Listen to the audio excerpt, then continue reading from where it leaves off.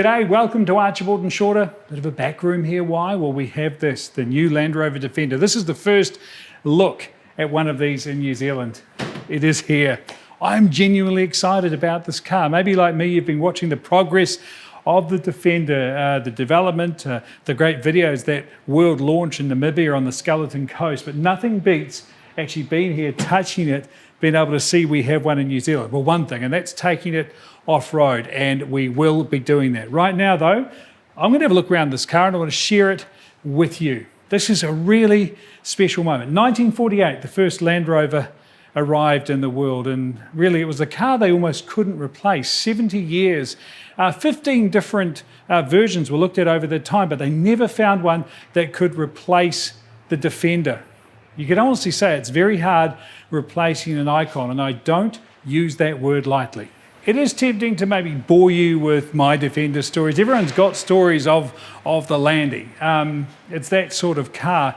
And I suppose one of the things about it, to me, that made it so damn cool was that it is one of the most honest cars ever built. It was built to do a job, it did it. And it did it all over the world, hence becoming an icon. You can't just reinvent that icon without bringing it up to date. Things are required to be a lot more safe now. For example, in 1948, the Land Rover was effectively sold like a tractor. It didn't even have seatbelts. This car is 5-star safety rated. Prime example, the tread plates. No, they're not steel now. They can't be because they wouldn't meet pedestrian safety. They have to be able to crumple. But these still can take 85 kilos, which means I can't stand on them, but you probably could.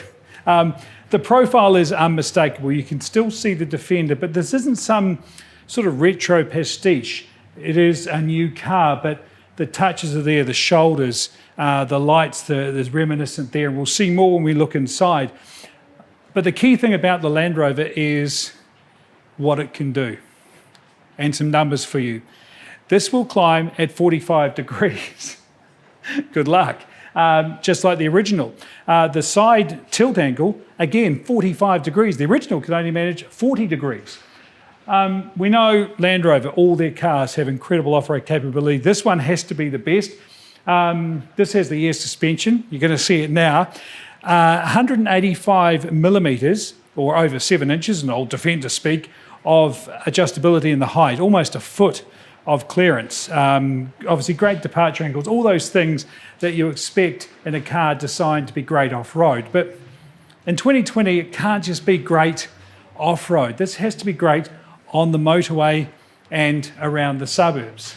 In fact, I've talked to some people that have tested this car and they say it drives a bit like a Range Rover Sport on the road.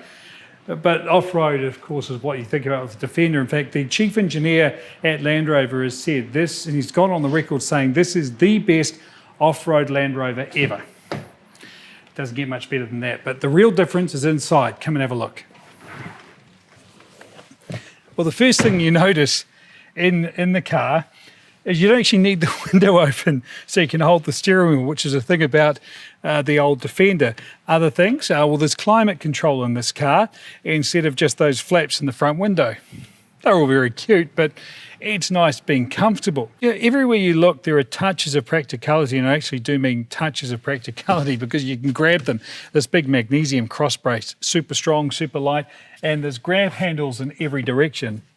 I can sort of see why. When you've got a climbing angle of 45 degrees or down 45, sideways 45, you need to hold on. Look at the floor. It's not carpet, it's hose out rubber. So there are some tilts to the past. One thing that's actually quite like the Defender, I talked about not having to have my elbow out the window, but you do sit higher than in other Land Rover models, and visibility is incredible in every direction. And that was always a trait of the Landy.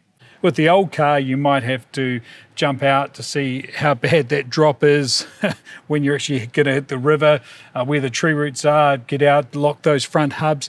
None of that, because it all happens in this car on the screen, and it is quite incredible, not just with the adjustability of the all-wheel drive, but also the cameras that are all around this car that look after you and make sure you don't just get there comfortably, because this car's a lot more comfortable now, but you get there in one piece. This car's going to look after you. I mentioned technology and safety. Some things about this car, 4G connectivity, right? Amazing. It updates itself. It's got some real smarts here. I'll show you this. I'll click this on. So this is this room we're in now, and I can actually go right around the car. My goodness. So I talked earlier, if you're off-roading, you can select that and you can see what views you need to be able to avoid doing the wrong thing. See where you're going. Obviously, there's a towing guide as well, so you can back onto the trailer, looking super smooth when you're going away camping. Just fantastic. But all the smarts are designed to do a job, and that's what I said. There's no pastiche about this car. Everything is there to do its job properly. So I'll just check on this. Yes, that's the Ingenium diesel. That is the D240S, this model. Now, this starts at 107,990. This car's got a few extras, so it comes in at 114,590, but prices start at 89,990. Obviously, two body shapes overall. There's the 110, which is this one, then there's the shorter 90 model. I want to talk about seats, though. This has got 5 seats. It can be had with 7, the 2 jump seats in the back, our Land Rover. By the way, you've got to check out the Alpine windows. They were invented, by the way, so people could look up and see the beautiful scenery when their Land Rover was driving through the Himalayas. Sir Ed.